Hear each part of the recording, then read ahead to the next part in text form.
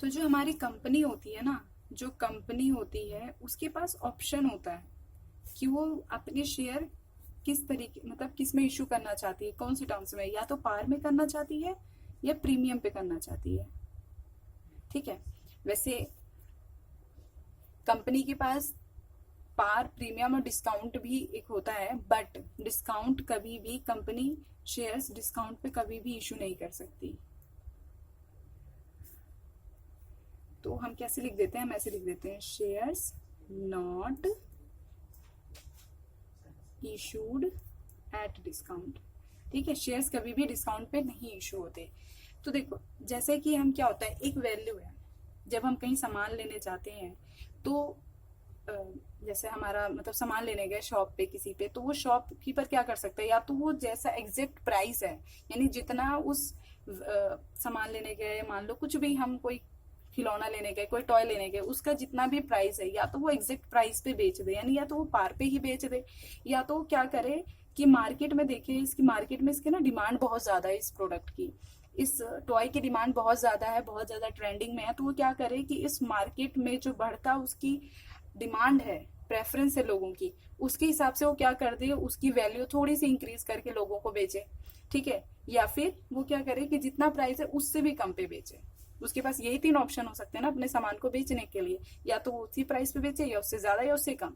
ठीक है, ऐसी कंपनी के पास क्या होता है, कंपनी जो शेयर इशू कर सकती है उसके पास क्या होता है, ऑप्शन होता है, या तो वो पार पे बेचे, यानी उसकी फेस वैल्यू पे, फेस वैल्यू, फेस वैल्यू या फिर नॉमिनल वैल्यू।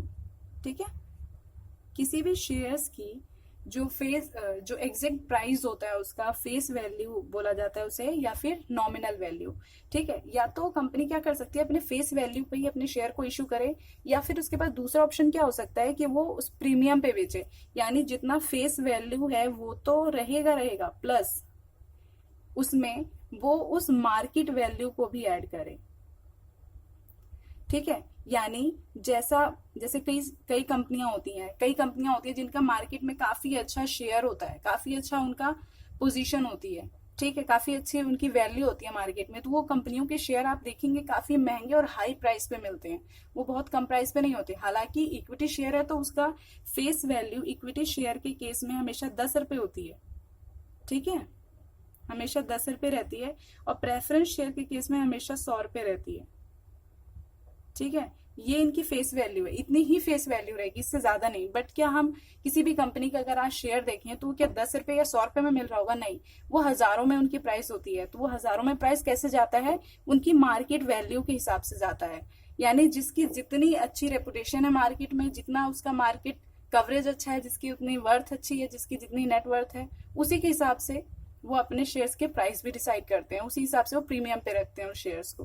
ठीक है, तो कंपनी क्या कर सकती है, या तो पार पे बेच ले या प्रीमियम पे बेच ले। ठीक है, पर कभी भी डिस्काउंट पे नहीं इशू कर सकती, क्योंकि कंपनीज एक्ट ने उसे मना कर रखा है कि तुम शेयर्स डिस्काउंट पे नहीं इशू कर सकते। सिर्फ एक ही शेयर्स डिस्काउंट पे इशू होते हैं, जो कि ईसॉप होते हैं। ESOP, equity stock option plan, जो हमने प्रीवियस क्लास में पढ़ा था, जो अपने एम्प्लॉयज को देते हैं, उसे डिस्काउंट पे नहीं बोला जाता, उसे हम बोलते हैं कि जो मार्केट प्राइस है उससे कम पे बेचते हैं, मार्केट वैल्यू से कम पे इशू करते हैं। ठीक है, तो कंपनी के पास दो ऑप्शन हो गए कि वो फेस वैल्यू पे बेचे या प्रीमियम पे बेचे। अब देखो, अगर फेस वैल्यू पे बेचे, सॉरी बेचना नहीं होता, इशू करना होता है। तो अगर वो फेस वैल्यू पे इशू कर रही है तो वो जितना पैसा होगा, जो भी पैसा आएगा, वो सारा का सारा कहाँ डाल देगी, सारा का सारा पैसा जो होगा, अमाउंट जो भी रिसीव करेगी, वो सारा का सारा अमाउंट डाल देगी अपने शेयर कैपिटल अकाउंट में। ठीक है, और इसमें तो क्या है, एक तो फेस वैल्यू भी आ रही है, ऊपर से मार्केट वैल्यू का भी पैसा आ रहा है। तो इसमें जो प्रीमियम आएगा ना, जो फेस वैल्यू का आएगा वो तो जाएगा शेयर कैपिटल में, बट जो प्रीमियम का पैसा आएगा वो सिक्योरिटी प्रीमियम में जाएगा। किसमें जाएगा, सिक्योरिटी प्रीमियम में। हालांकि मैंने यहाँ एब्रीविएशन यूज किया, तो एब्रीविएशन नहीं यूज करना वैसे कभी भी, बट यहाँ पे जगह कम थी इसलिए मैंने यूज कर लिया। ठीक है, तो अगर वो प्रीमियम पे इशू करती है तो ऐसे होता है। तो हमने यहाँ दो बातें जान गए कि एक शेयर कैपिटल जाननी है, एक शेयर कैपिटल, एक सिक्योरिटी प्रीमियम। अब शेयर कैपिटल क्या होता है, सिक्योरिटी प्रीमियम क्या होता है। तो यहाँ तक तो हम समझ गए ना कि पार क्या है, प्रीमियम क्या है, ये सब हमें समझ में आ चुका है। अब इसी की हेल्प के थ्रू हम क्या पढ़ेंगे कि हम अपने शेयर्स को, अगर हम पार पे इशू करने वाले हैं या प्रीमियम पे इशू करने वाले हैं, तो इसे हम अपनी बैलेंस शीट में कैसे दिखाते हैं। ठीक है, तो फर्स्ट ऑफ ऑल मेरी आप सभी से एक अपील है कि आप जो भी ये समझ रहे हैं तो पहले इसे समझ लीजिए, बाद में नोट डाउन करिए। पहले साथ साथ में नोट डाउन करने की कोशिश मत करिएगा, क्योंकि नोट डाउन भी करेंगे समझेंगे भी तो समझने में प्रॉब्लम होगी। तो सबसे पहले समझ लेते हैं इसे, देन हम इसे बाद में नोट डाउन कर लेंगे। ठीक है, तो हमने पढ़ा कि फेस वैल्यू और प्रीमियम के बारे में हमने पढ़ लिया। ठीक है, फेस वैल्यू होगा तो क्या करेंगे, प्रीमियम होगा तो हम कैसे उसकी रिकॉर्डिंग करेंगे। ठीक है, तो अब इसको हम अपने बैलेंस शीट में डिस्क्लोजर इसका करते कैसे हैं। जैसे कि हमने अपने 11वीं क्लास में सोल प्रोप्राइटर में भी पढ़ा था कि हम अपने कैपिटल को अपनी बैलेंस शीट में दिखाते हैं। ठीक है, हमने पार्टनरशिप में भी पढ़ा कि हमारे अगर पार्टनर्स की कैपिटल होती है, प्रॉफिट होता है, तो हम उसे कैसे मतलब बैलेंस शीट के अंदर सभी पार्टनर्स की कैपिटल को हम कैसे शो करते हैं। वैसे अगर हम सोल प्रोप्राइटर देखें और पार्टनरशिप देखें तो इन दोनों केस में बैलेंस शीट बनाना इतना मुश्किल नहीं होता जितना कि हमारी कंपनीज की बैलेंस शीट में होता है, क्योंकि जो पार्टनरशिप में और सोल प्रोप्राइटर में होता है, ये जो बैलेंस शीट है ये कंपनीज एक्ट के अंदर हमारे नहीं बोली गई है। हमारे कंपनीज एक्ट के अंदर अगर कोई बैलेंस शीट अगर सही है तो वो है हमारी ये वाली बैलेंस शीट। ठीक है, जो हमारी ये वर्टिकल बैलेंस शीट बनती है, टी शेप बैलेंस शीट नहीं वैलिड है। ठीक है, तो कंपनीज एक्ट के थ्रू, जो कि कंपनीज एक्ट शेड्यूल 3 पार्ट 1 के अंदर स्पेसिफाइड है, वो बैलेंस शीट का फॉर्मेट हम अपनी फाइनेंशियल्स के अंदर पढ़ने वाले हैं। हालांकि मैंने यहाँ पे सिर्फ हमने शेयर कैपिटल को उठाया है, क्योंकि हमें कंपनी के अंदर अभी एट दिस स्टेज हमें सिर्फ शेयर कैपिटल और रिजर्व सरप्लस के बारे में जानने की जरूरत है अभी। बट हाँ, जब हम फाइनेंशियल्स करेंगे तो हम उसके अंदर हम पूरी की पूरी बैलेंस शीट पढ़ेंगे कि बैलेंस शीट में क्या क्या आइटम्स इंक्लूडेड होते हैं, कैसे बनती है, क्या उसका पूरा फॉर्मेट है। ठीक है, और एक और बात हमें ध्यान रखनी होगी कि जब भी हम बैलेंस शीट बनाएंगे इस कंपनी में, तो हमें भी कभी ये पूरा नहीं कहेगा कि आप पूरी बैलेंस शीट बनाओ। पूरी बैलेंस शीट नहीं बनाने को कहेगा, सिर्फ कहेगा कि आप अपने शेयर कैपिटल को अपनी बैलेंस शीट में कैसे शो करेंगे ये दिखाइए, या रिजर्व को कैसे शो करेंगे ये दिखाइए। तो हमें ये ध्यान रखना होगा जब भी हम लिखेंगे बैलेंस शीट बना रहे हैं किस कंपनी की, balance sheet of XYZ limited, ABC limited, किसी की भी, एज एट डेट लिखेंगे, एज एट 31 मार्च, एज एट 31 दिसंबर। ठीक है, फिर साथ में हम लिखेंगे एक्सट्रैक्ट। एक्सट्रैक्ट का मतलब पता क्या होता है, जब हम कभी भी कोई बैलेंस शीट या कोई PNL जब कभी भी कंप्लीट नहीं बनाते हैं या सारे उसके पर्टिकुलर्स को इंक्लूड नहीं करते हैं, तो हम लिख देते हैं एक्सट्रैक्ट बैलेंस शीट है ये।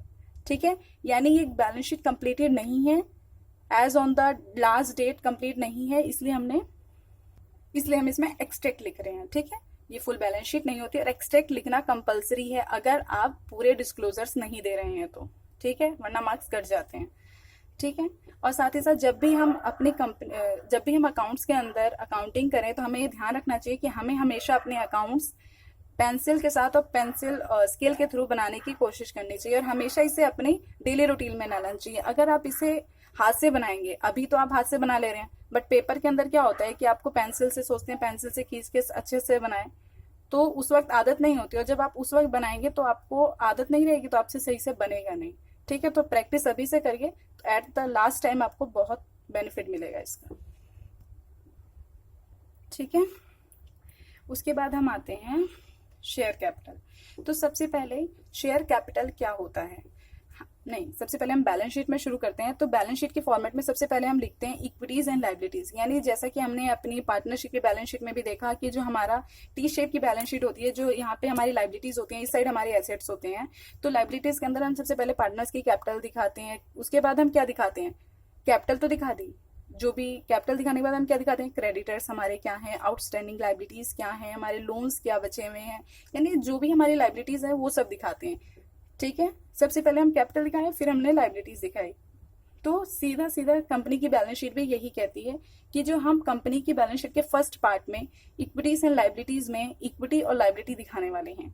तो सबसे पहले हम इक्विटी दिखाते हैं। इक्विटी का मतलब क्या, इक्विटी का मतलब ये नहीं कि बस सिर्फ हम इक्विटी शेयर्स को दिखाने वाले, नहीं, इक्विटी की मीन्स, इक्विटी यहाँ ये बता रहा है जो भी हमारी शेयर कैपिटल है, यानी जो भी हमारी कैपिटल ऑफ द कंपनी है वो हम इसमें दिखाएंगे।